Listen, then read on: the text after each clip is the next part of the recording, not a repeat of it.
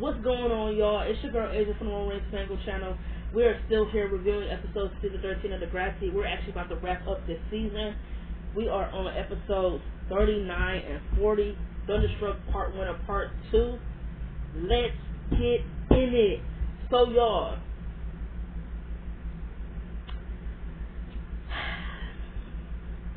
the Part 1 and Part 2 episodes for Thunderstruck, these episodes are not that bad. And I think when I did my season premiere, was it my season premiere? Or whatever it was, season finales, I think I might have ranked these low. But I think I ranked them low because it's been a minute since I actually sat down and watched these episodes. But let me tell y'all something. The Part 1 and Part 2 episodes for Thunderstruck are not bad. My only nitpick with these episodes is the shipping. It's fucking outrageous. Like, really, this is what this episode was. It was just ships. They're shipping Drew and Becky, Miles and Tristan, Zoe and Zig. Like, they shipping Claire and Eli. Like, and you know what? Let me talk about that first for before I even get to the two things that piss me off the most. The only thing I'm going to be talking about is the Drew and Becky shit. I definitely gotta go on a long ass rant about the Maya, Zig, and Zoe shit, because there was something I saw in this episode that I gotta mention. But let me talk about the Claire and Eli shit first.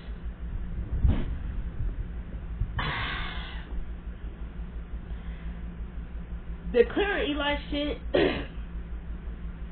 is so funny to me because it's not shocking, because I had a feeling they were going to be doing this, right? Because it's crazy that I just finished this season, because literally after the whole Claire and Drew storyline was over with, they totally forgot that Claire was even in the season.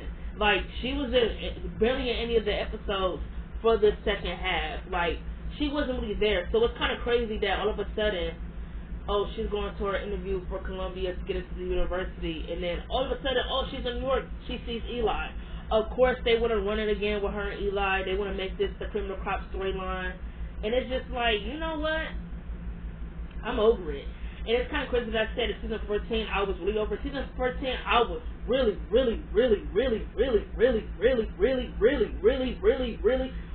over it, because they were just doing too much.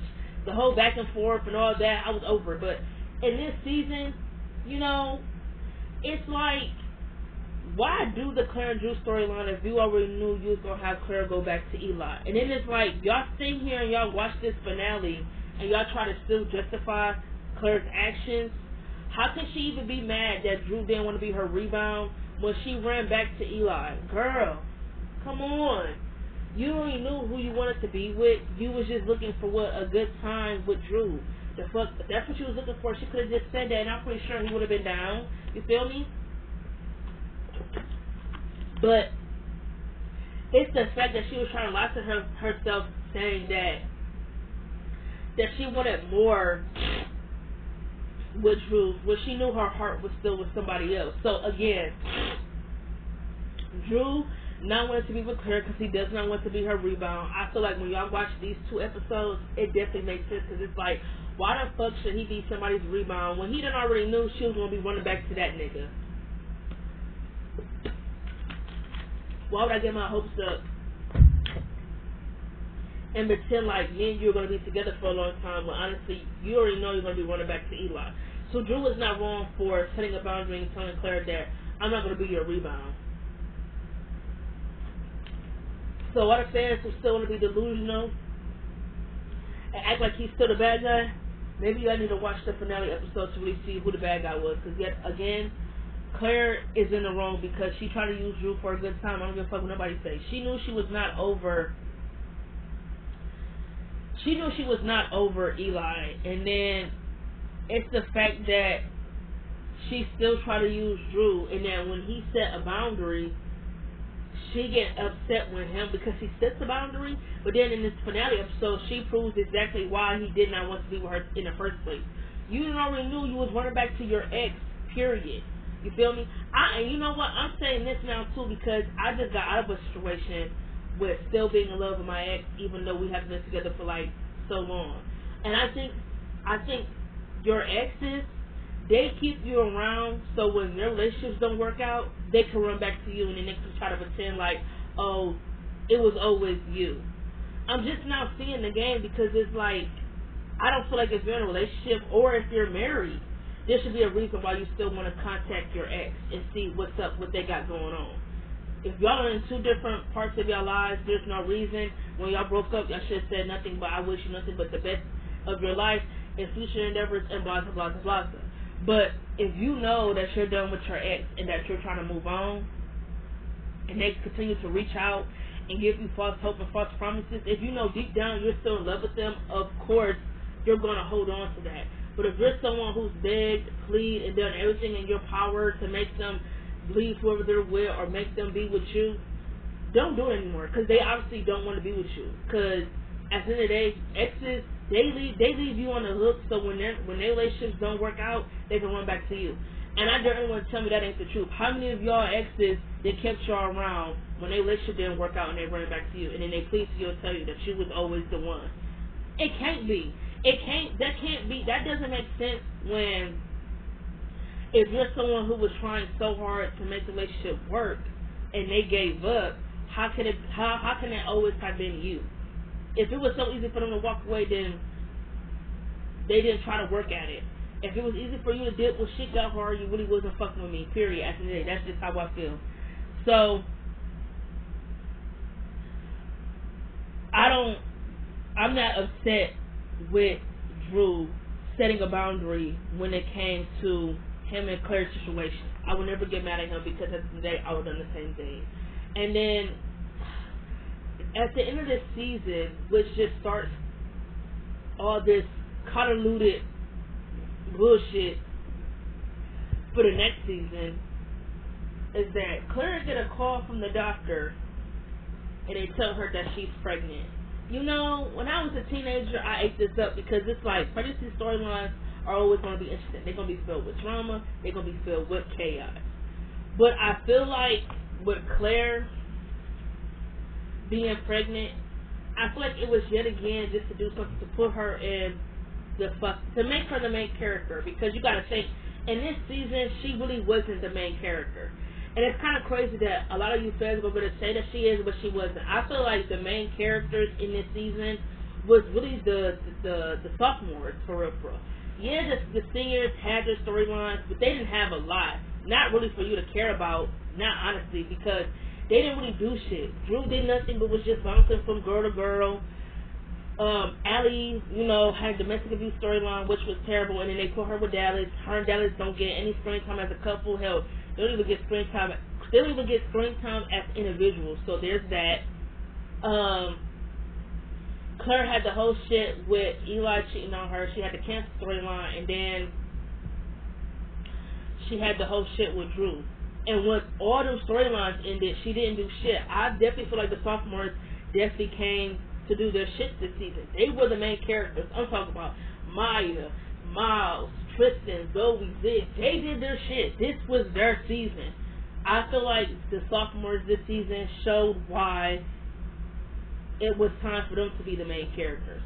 Enough with these dumbass storylines y'all giving the seniors that's not holding the audience's attention. Let's go, move them out the way. It's time for the seniors to shine bright, and that's exactly what the fuck they did this season.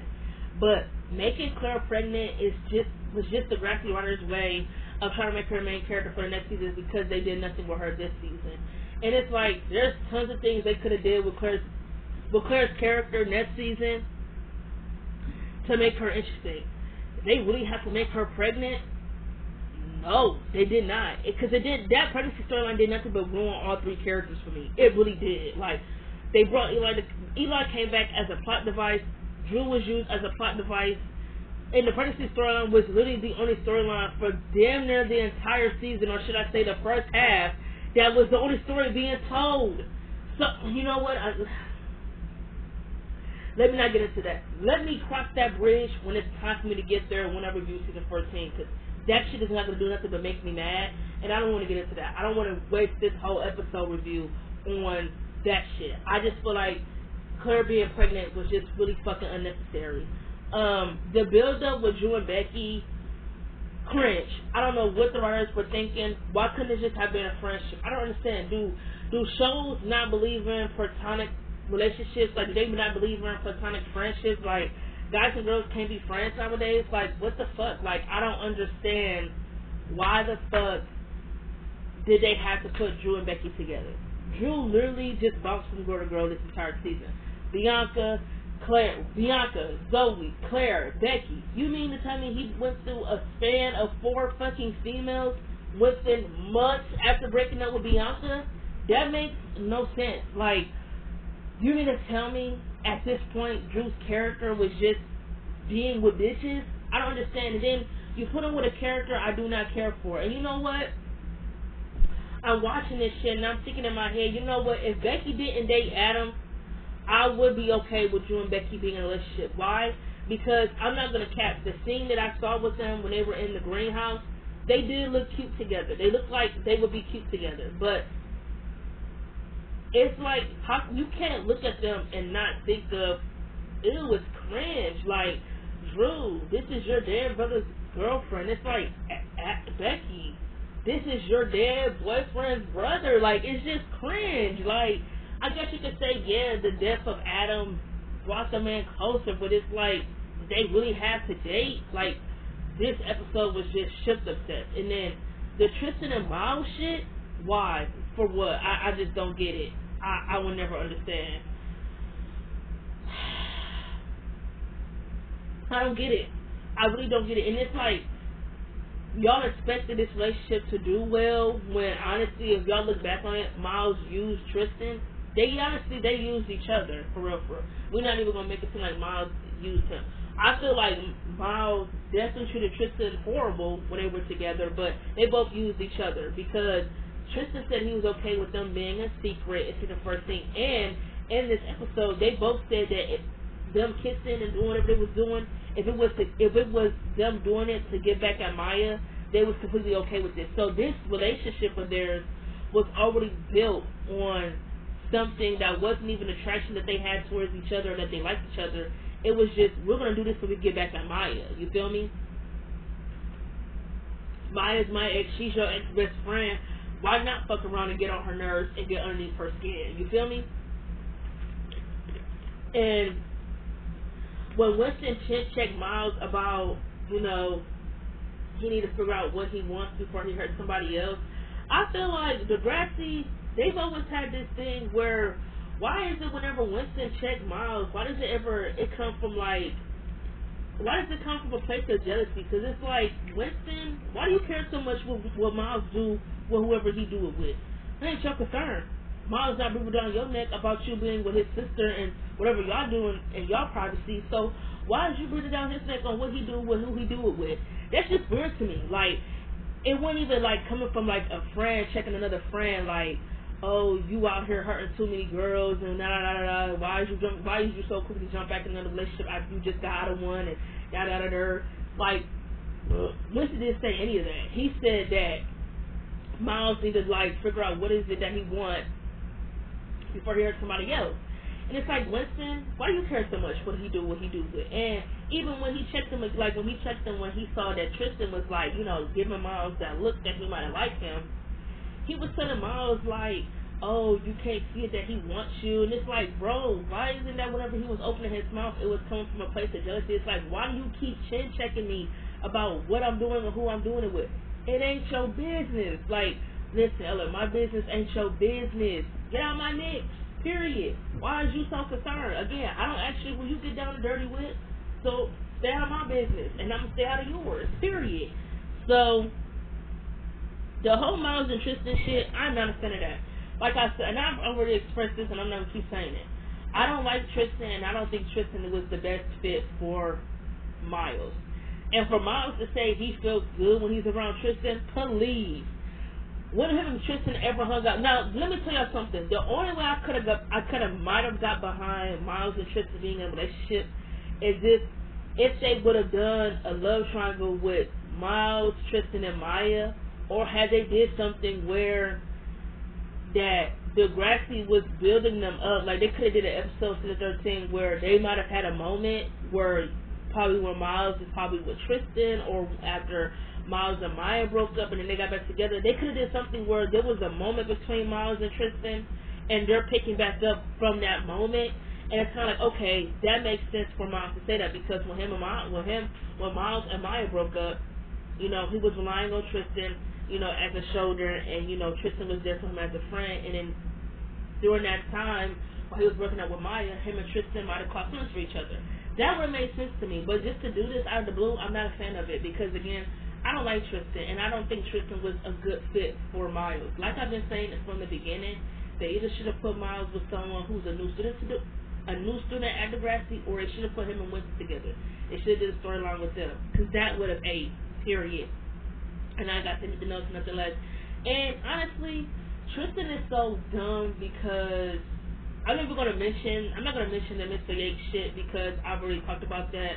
Again, Tristan, if your classmates is telling you, Miles and Winston is telling you that Mr. Yates was a creep and he tried to rope Winston and Miles saw, but he didn't say something for some reason, didn't report it,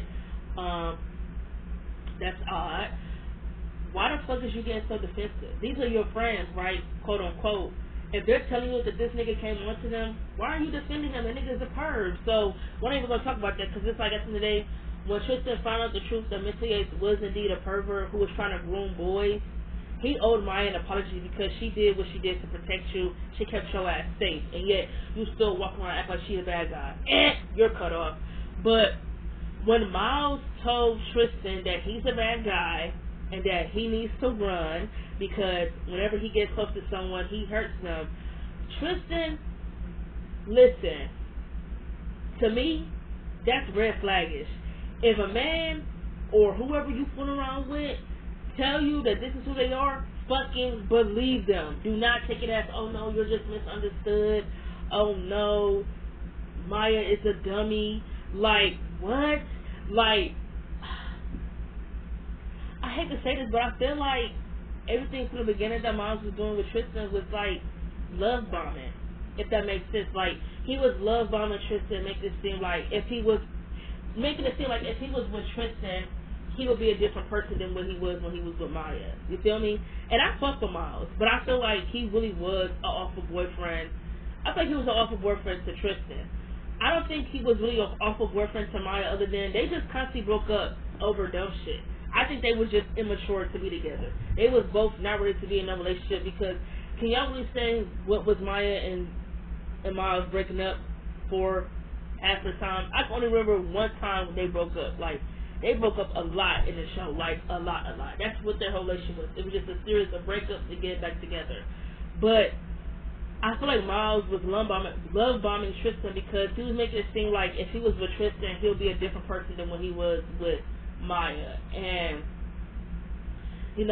Miles told Tristan that no one is ever going to love him, because once they get to know him, they run for the hills. That's what Maya did. That's what Zoe did. And Tristan gonna say Maya and Zoe are dumb, because if he was with Miles, he would never let him go, because he fell for him head over heels in Paris. I feel like that's just love bombing, because it's like, Miles, how can you say, oh, you would be a different person if you was with Tristan, but then you turn around and treat him the worst out of all your relationships? Make that make sense. He was love bombing Tristan. And I feel like Tristan didn't see the red flag or see the signs, because honestly, I would have. If a nigga ever tell me, oh, he has a history of hurting people that he loved, or that, he just do, I'm like, you know what, it was nice to meet you. Have a good day. I'm done. But Tristan couldn't see it. So, yeah, not a fan of the whole Tristan and Miles storyline, because it was random as fuck, and they don't have any chemistry to me. How they did something where they, did something earlier in the season, alluding to the fact that they're picking up on this, because they had a moment before in the past where they might have grew feelings for each other, but to just do something out of the nowhere, just out of the blue, of them finding attracted to each other and wanting to be with each other, that's just running for me. But let's talk about the biggest thing I want to talk about, the Maya, Zig, and Zoe shit. So the episode opened up 2 weeks after Zoe's sexual assault case, right? And it's like the end of semester there. Maya went up to Zig asking him, do he want to go to the dance with her, because now he's her best friend. And Zig said, I thought Tristan was their best friend. And she said they're not friends anymore. And that she thought since her and Zig lived together, they would be considered best friends, right? And he said, I guess. And she said she want to have fun and get over the horrible breakup with Miles. And she want to have fun with Zig. And that, she thought they would sit dance together. And Zig said, cool. Now, in this moment, I'm thinking of something. I'm thinking like, okay, Maya, I think I kind of seen this. And, I thought I was probably crazy. But I was watching the second half of the season, and I kind of was noticing this, and it's kind of crazy that in this episode, I kind of noticed it. When Maya was with Miles, she treated Zig like the plague, like, oh, she couldn't see herself with him, or there's never in a million years she could ever have feelings for him. But it's so funny to me that after she broke up with Miles, Zig was the first nigga she run up onto telling, hey, I want to hang out, I want to go to the dance and have fun and let loose. And it's just like, huh? It just makes me feel like she was leaving this nigga Zig on the hook. Like, if she felt like he might have had it's like if she felt like he was probably going to get over her or probably find someone else new. It's kind of like she was reminding him that she's still here in case he ever wants to, be with her. It's just funny to me how right after she break up with Miles, Zig was literally the first nigga she ran to. That ain't funny to y'all? I thought that was very, very interesting to me. And then Zig bumped into Zoe, and Zoe asked him if he want to go to the dance. He said, yeah. This nigga Zig has to be the most thirstiest nigga I've ever seen in Degrassi.